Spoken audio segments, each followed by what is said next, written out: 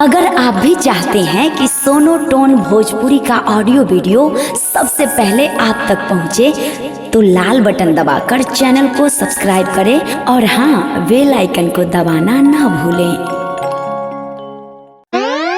बोला बोला काशी विश्वनाथ की।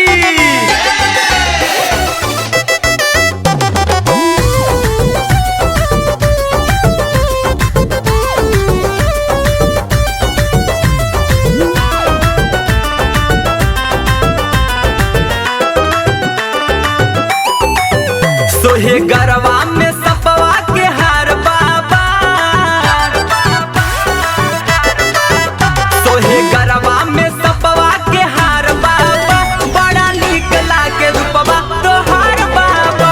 बहे जटवा से गंगा के धार बाबा, बड़ा नीक लागे रूपवा तोहार बाबा।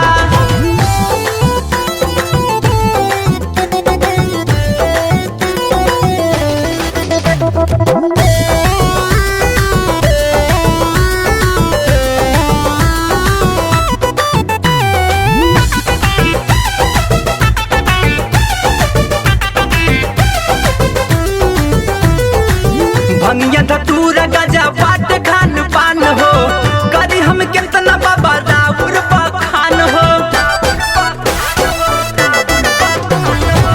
भंगिया धतूर गजा बाट खान पान हो, करी हम कितना बाबा राउर बखान हो।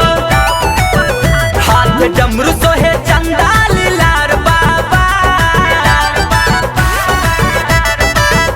हाथ डमरू सोहे चंदाल लार बाबा, बड़ा नीक लागे रूपवा तोहार बाबा। बहे जटवा से गंगा के धार बाबा, बड़ा नीक लागे रूपवा तोहार बाबा।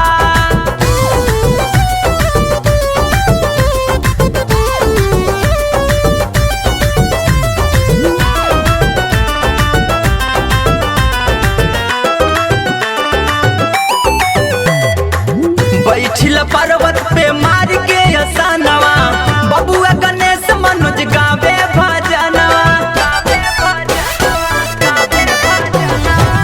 बैठिल पर्वत पे